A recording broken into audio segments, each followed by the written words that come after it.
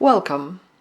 It's the last day of October today, and one might think that in the middle of fall, when winter is coming and is getting closer and closer, plants, houseplants, might prepare themselves to a period of dormancy.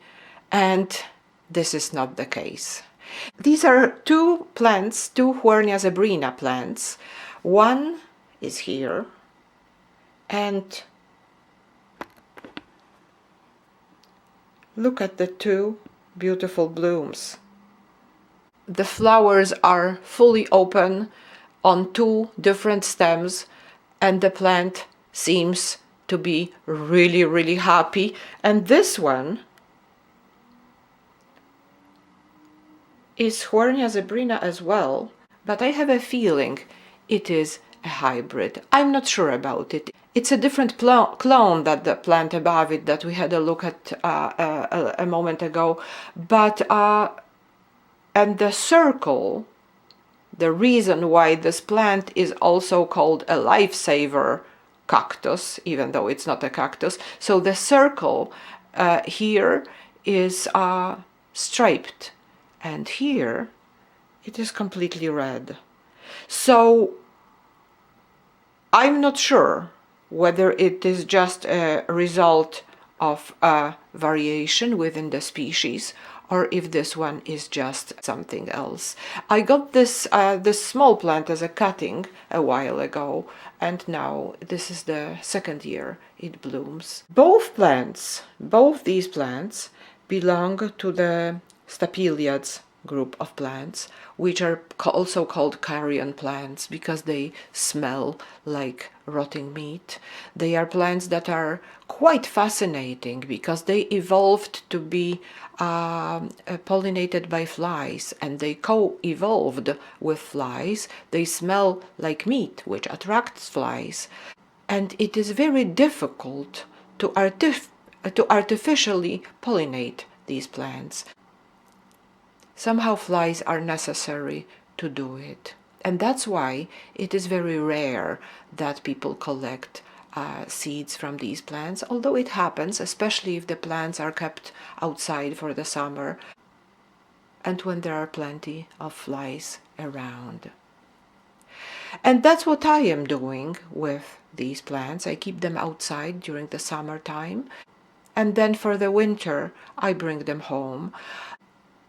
They are quite happy outside in partial shade. They shouldn't be subjected to direct light. Even though they are succulents, they like partial shade. When they are subjected to a direct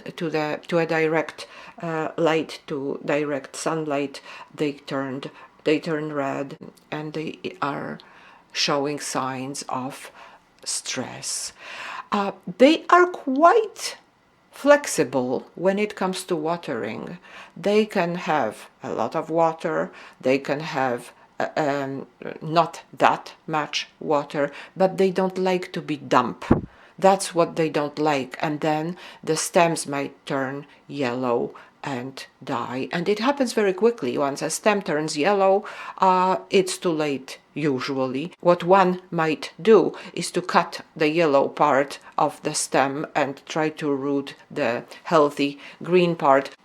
But it all happens very quickly, and it happens sometimes for no apparent reason. So it is advisable to keep always two specimens of this plant, one, and keep them in different conditions just in case.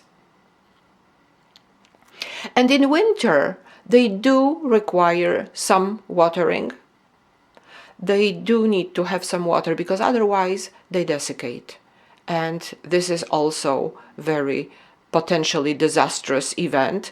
And again, with these plants, it happens really quickly. Once they decide that they are not happy, there is little that one can do. Fortunately, if one stem is showing the signs of stress, the other ones can be either rooted again, or if the stressed dying stem is separated, then the other ones will not follow. Huernia zebrina is only one out of many species of Stapeliads. but it seemed to be one of the most commonly kept as houseplants, and it also is one of the prettiest in my opinion. Thank you very much for watching my video. I hope you like my two Huernia zebrinas, one smaller than the other, one more striped than the other. I like them a lot. Have a great afternoon.